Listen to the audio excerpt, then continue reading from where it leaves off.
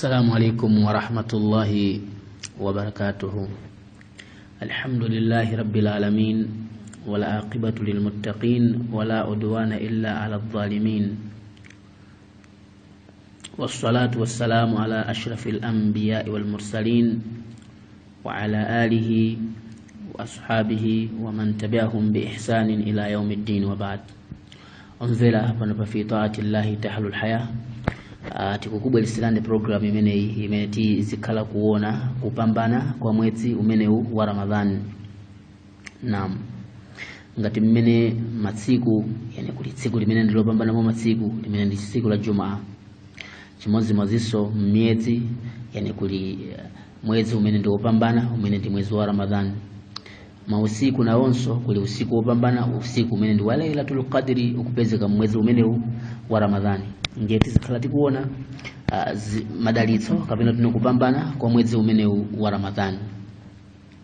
Ndipo mbuku limeneli la ad-durusu ar-ramadhaniyah limene lilembedwa ndi Sayyid Muhammad Abdullah ibn Ali al-Aidrus, Mulungu subhanahu wa ta'ala sangalali nawo. Mulungu subhanahu wa ta'ala ndi ntchito yawo. Pa page number 6 iwadafotokoza kunena kuti fakafa bi sayyidina النبي محمد صلى الله عليه وسلم للمجدين المجتهدين أسوة. iwe mbali wanga msilamu wakwanira mtumiki Muhammadin sallallahu alaihi wasallam kukhala chisanzo cha bwino kwa jamii kufuna kuchilimika mwezi umeneu, mwezi wa Ramadhani. Mtumiki Muhammadin sallallahu alaihi wasallam wakwanira kukhala chisanzo cha bwino mwelenge kapena tunomumvesere nkhani zokhuzana ndi mtumiki Muhammadin sallallahu alaihi wasallam ankakhala bwanji ndi akubanja kwake mwezi umene wa Ramadhani, ankachita bwanji ndi akubanja kwake mwezi umene wa Ramadhani, ankakhala bwanji ndi maneba mwezi umene wa Ramadhani, ankawalangiza anthu zotani mwezi umene wa Ramadhani ukafika. Ndi iweyo ngati ukufuna kutenga chisanzo cha bwino, ngati ukufuna kukhala ndo mutsatira wabwino wakwanira mtumiki Muhammadin sallallahu alaihi wasallam kukhala mutsatira wabwino. Laqad kana lakum fi rasulillahi uswatun hasana. Mulungu subhanahu wa ta'ala kutiuza choncho mu Qur'ani yolimeketseka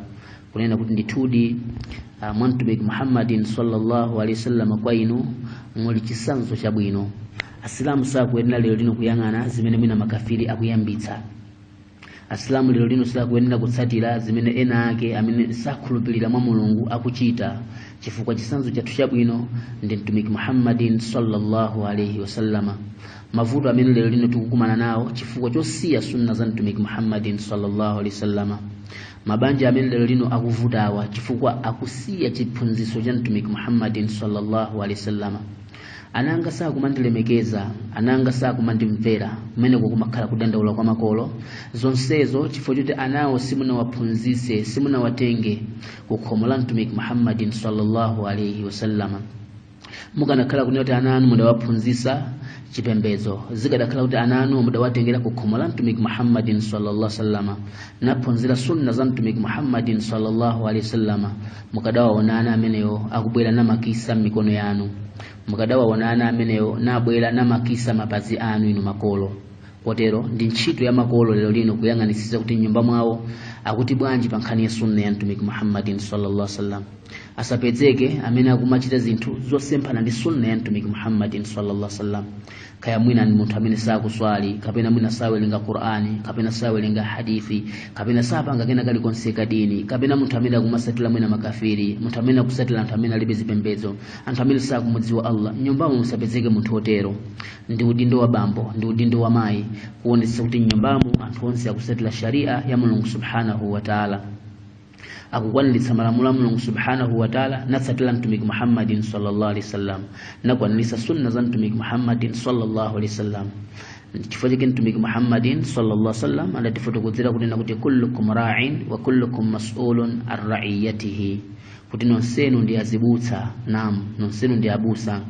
Amayi nyumbamo ndi mbusa, siku la kiyama mukafunsidwa zokhuzana ndi ana amene mukubereka. Munawalera bwanji, munawaphunzitsa chiyani zokhuzana ndi chipembedzo, munawauza chiyani zokhuzana ndi mtumiki Muhammadin sallallahu alaihi wasallam.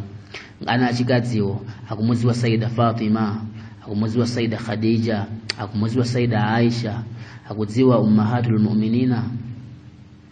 ridwanullahi ta'ala alayhinna ajma'in akuwadziwa azikazi mtumiki Muhammad sallallahu alaihi wasallam akakhala bwanji moyo wawo akudziwa zimenezo nyumba mwanu akazi anu akuvuta akazi anu sakumvera bwino chifukwa simuna watengere ku madrasa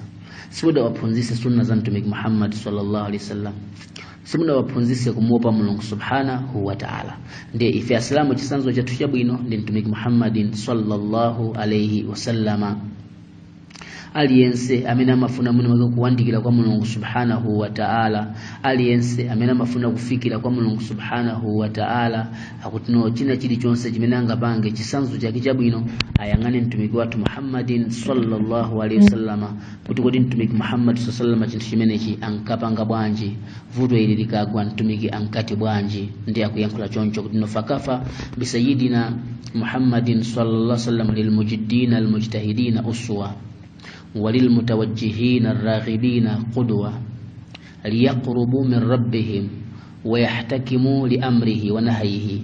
ويحتكموا في رغبات النفوس لمراد الملك القدوس. نعم أقول أن جنجو كندتودي وقال لنتميك محمد صلى الله عليه وسلم وقال جسانزو جابينو kwaja amene akufunafuna chisangalalo cha Allah kwaja anthu amene akufuna kuziwandikisa kwa Mulungu subhanahu wa ta'ala akafuna kutino azindikire kuti Allah akufuna chiyani aone nkhani zokhuzana ndi mtumiki Muhammadin sallallahu alaihi wasallam akafuna kudziwa kunena kuti Allah akuletsa chiyani awelenge Qur'ani awelenge sunna za mtumiki Muhammadin sallallahu alaihi wasallam akafuna kuti mioyo mwawomo yani mioyo yawo ikufuna chiyani nanga zimene mioyo ikufuna zikumusangalasa Allah kapena nzisamsangalasa Allah abwelele akafufuze kwa mtumiki Muhammadin sallallahu alaihi wasallam tukiyankhula choncho pano pa fiitati llahi tahlul haya tikubweza kunena kutino mwezi umene kubwera umene tikuyamba umene ni mwezi wa Ramadhan matopic athu azikhala okhuzana ndi kupambana kwa mwezi umene wa Ramadhan chifukwa ambiri amagona ambiri amakhala mmiseche ambiri amapita kujuga mwina ena kumamwamowa mwina ena nkumanena kuti ine sindikusala kudya ndadwala pamene sakudwala zimenezo omvera timakhala tikuzipondereza tokha simukumpondereza Allah subhanahu wa ta'ala kina kalikonse aliyense aziyang'ana kuti tsiku limene ndikusinzina tsiku limene ndidzatseke maso tsiku limene ndikubwerera kwa Allah tsiku limene ndikupita kwa uja amene adandilenga tsiku limene ndikusiyana ndi akazi yanga tsiku limene ndizawasiya ana wanga tsiku limene ndizawasiya anthu amene ndimati ndi okondedwa anthu amene amanditayisira nthawi mwina nthawi ya swala akundiyimbira foni mubwere kuno kuti zochitika nthawi ya swala akundiuza kuti tipite kwa kuti tikacheze anthu amene amanditayisira nthawi imene ndikadatha kukonza ubale wanga ndi Mulungu subhanahu wa ta'ala tsiku limene ndizasiyane nawo ndikubwerera kwa namalenga Mulungu amene adandilenga kumeneko chikandichitikire nchiyani zimenezo ndi zimene munthu wanzeru amayenera kuti aziganizira kwambiri mu hadithi ya mtumiki Muhammadin sallallahu alaihi wasallam adatifotokozera kuti no alkayisu man dana nafsahu wa amila lima ba'da al-mauti kuti ndithudi munthu wanzeru ndi amene amakhala pansi ndi kumaufufuza mtima wakewo kumauchita mtima wakewo control kuzilakolako zonyasa kumakhalidwe onyasa kuzochitika zonyasa kukuyankhula zinthu zonyasa kukuganiza zinthu zonyasa kuyeretsa mtima wakewo mtima wake ukhale wa clean wa amila lima ba'da al-mauti ndikumagwira ntchito imene izamthandize tsiku limene akusiyana ndi abale yake tsiku limene akubwerera kwa Allah tsiku limene azatseke maso tsiku limene ana ake azasanduke ana amasiye tsiku limene mkazi wake azakhala opanda mamuna akugwira ntchito yabwino kuti tsiku limene likafika limene akakhale yekha m'manda akapeze mtendere wa Allah amene ndi mtumiki Muhammad sallallahu alaihi wasallam kutiuza kuti nomakati alqais munthu wanzeru apange zimenezo agwire ntchito imene ikamthandize m'manda agwire ntchito imene ikamthandize tsiku la kiyama agwire ntchito imene ikapangitse manda ake kukhala garden akujanna agwire ntchito imene izapangitse ana ake kupeza mtendere pambuyo poti iye wapita wala ajizu man atba nafsahu hawaha akuti ndipo munthu wolephera munthu osazindikira naam ndi ujamena masaka zilako lakoza mtima wake zonyasa moyo wake ukumuza kuti apite kuchiwerewere iye nama apita kuchiwerewere moyo wake ukumuza kuti zikangana ndi asilamu iye ndikumakangana ndi asilamu anzake moyo wake ukumuza kuti nyoza asilamu anzako iye ndikumakhala bize kumanyoza asilamu anzake moyo wake ukumtuma zinthu zonyasa panga miseche pita ukaphe pita ukapangiza kuti za zonse zikhede zonyasa iye amakhala zonse zijakukwanirisa watamanna ala Allahi al-amani koma pambuyo pa ntchito zonse zonyasazi mukamfusa ndikumana kuti ineso kwa Allah ndili ndi malo ineso kwa Allah ndikalowa, ineso Allah sandimvera chisoni. Amene yazindikire kunena kuti Mulungu subhanahu wa ta'ala watuza mu Qur'ani yolemekezeka kunena kuti inna rahmatallahi qaribun minal muhsinina, ndituli chisoni cha Allah, ndituli chifundo cha Allah chili pafupi ndi aja amene amagwira ntchito zabwino, anthu amene amapanga zomusangalasa Mulungu subhanahu wa ta'ala. Ndiye mwezi umenewu tatiyeni tichulukise mania abwino, tatiyeni tichulukise kuyendera na Islamu okhaokha. Amene mwina tinadana ndi azipongozi athu, tinadana ndi azimayi athu, tinadana ndi azigogo athu, tinadana ndi azichemwali, tinadana ndi azichimwene, tatiyeni tipite tibwerere tikawuze kunena kuti sinzosathandiza zimene zija, tigwirizane. Chifukwa tikagwirizana tikakondana, siku la kiyama mtendere ulipo, polowa mmanda chisangalalo chilipo, umoyo wa tsiku lapansi umoyo wa nthawi yochepa. Tatiyeni tigwirise ntchito umoyo umene ubwinobwino kuti tsiku limene tikubwerera kwa Allah tikakhale pabwino. Mukhale pomwepo pano pa Fitaati Llahi Tahlul Haya, pamene tizikupatsirani maprogramu athu okhuzana ndi kupambana kwa mwezi uno wa Ramadhan. Ngati muli ndi funso ndemanga pitani kuma inbox ama admin athu, ndipo mafunso anu azayankhidwa, ndemanga zanu zizagwiritsidwa ntchito. Jazakumullahu khair. Wassalamu alaikum wa rahmatullahi wa barakatuh.